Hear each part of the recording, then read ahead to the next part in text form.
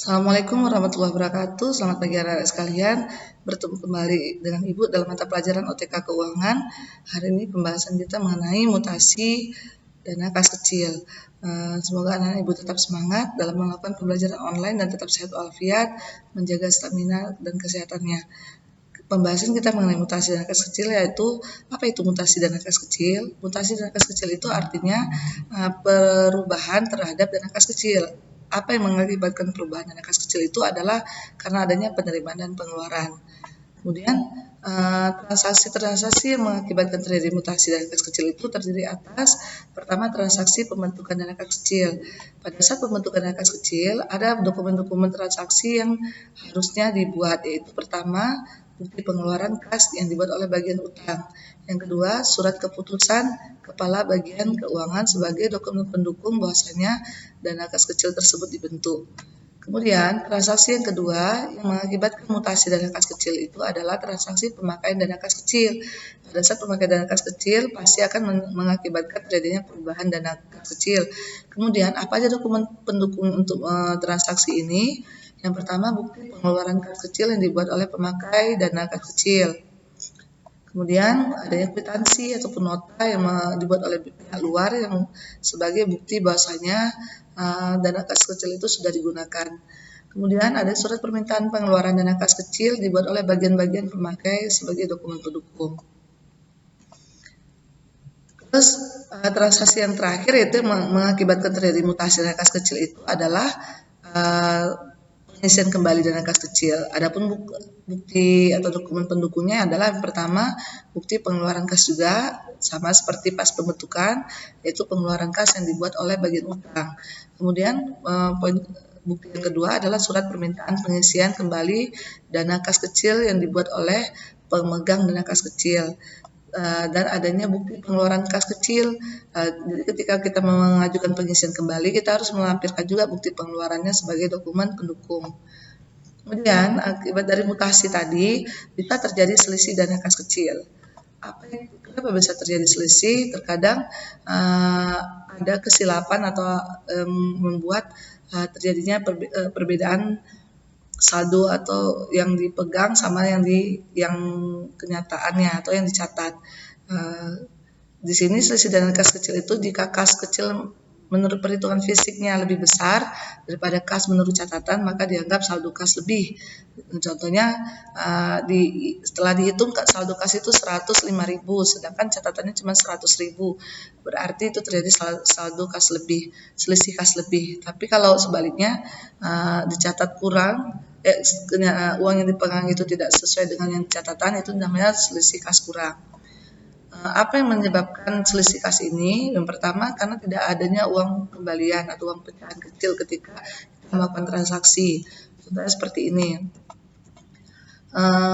Contohnya kamu sebagai bagian administrasi membeli toko buku, di sini toko buku Arjuna, membeli ATK, bukan toko buku, membeli ATK di toko buku Arjuna. Nominal yang harus kamu bayar sebenarnya 99.850, tapi kamu membayar dengan uang 100.000. Seharusnya kamu mendapat kembalian 150 rupiah.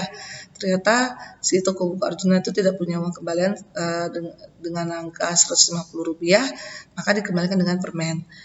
Tetapi kamu pasti akan mencatatnya pengeluaranmu sebesar 100.000, sedangkan bukti transaksinya hanya 99.850. Jadi selisihnya ada sebesar 150.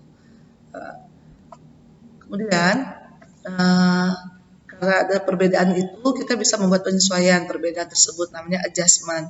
Dan dilaksanakannya pada saat kapan? Adjustment itu yaitu pada saat kas kecil diisi kembali atau reimbursement. Kemudian sehingga saldo kas kecil akan sama dengan saldo kas kecil periode sebelumnya. Contohnya, Ibu akan beri seperti ini, contoh lebih jelas. Ini PT Garda Mulia membuat laporan kas kecilnya, sistemnya dana tetap, berarti setiap bulannya sama. Nominal kas kecilnya itu di sini adalah 1 juta. Jadi ketika digunakan kas kecil itu sebesar 900.000, otomatis saldonya ada 100.000. Tapi ketika diperiksa oleh bagian keuangan, bukti-buktinya transaksinya, ternyata yang dikeluarkan cuma 899.000. Itu terjadi karena tidak adanya uang kembalian. Tapi sebagian si kasir atau administrasi kantor atau si sekretaris, maaf bukan si kasir tapi sekretaris atau administrasi kantor yang mengelola dana kas kecil tersebut tetap meminta sebesar 900.000 karena memang uang yang dikeluarkannya adalah 900.000 bukan 899.000. Maka bagian keuangan akan mencatat pengisian kembalinya dengan jurnal seperti ini. Nah, ini jurnal yang dibuat oleh bagian keuangan. Biaya pengeluaran kas kecil di debit 899.000, selisih kas kecilnya 1.000, dan kreditnya adalah kas 900.000. Kemudian apabila terjadi selisih kas lebih, seperti ini kan selisih kas lebih, maka jurnal seperti ini. Biaya pengeluaran kas kecil 899.000, Rp1.000 di debit, terus di kreditnya adalah selisih kas kecil Rp1.000 dan kas 899.000. Jadi sehingga debit dan kreditnya sama. Kemudian yang membuat selisih dengan kas kecil adalah kehilangan akibat adanya kekeliruan.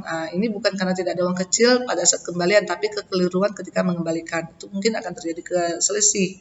Kemudian yang membuat selisih lagi adanya uang palsu, itu juga bisa akan membuat selisih dana kas kecil.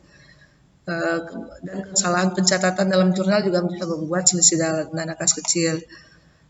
Seperti itu. Dan pada akhir periode pencatatan, selisih kas lebih dianggap sebagai pendapatan dan selisih kas kurang dianggap sebagai kerugian atau beban. Untuk penyebab terjadi selisih kas yang dari poin 1 sampai 4 itu mungkin penyebab yang secara positif. Tapi negatifnya bisa saja terjadi penyebabnya adalah karena adanya penyelewengan oleh si pengelola dana kas kecil. Itu juga bisa membuat selisih dana kas kecil itu secara negatif. Kemudian Ibu akan memberikan tugas seperti ini. Ini ada ilustrasi transaksi kamu buat seperti yang Ibu jelaskan sebelumnya. Kemudian pertanyaannya, berapakah dana kas kecil yang diisi ke bagian keuangan? Kemudian bagaimana jurnal yang dibuat oleh bagian keuangan? Seperti contoh penjelasan Ibu sebelumnya. Jangan lupa dicatat materi tersebut di atas dan kirim ke Classroom. Semoga anak-anak Ibu paham dengan penjelasannya dan tetap semangat dalam melakukan pembelajaran. Berakhir dengan Assalamualaikum warahmatullahi wabarakatuh. Selamat pagi.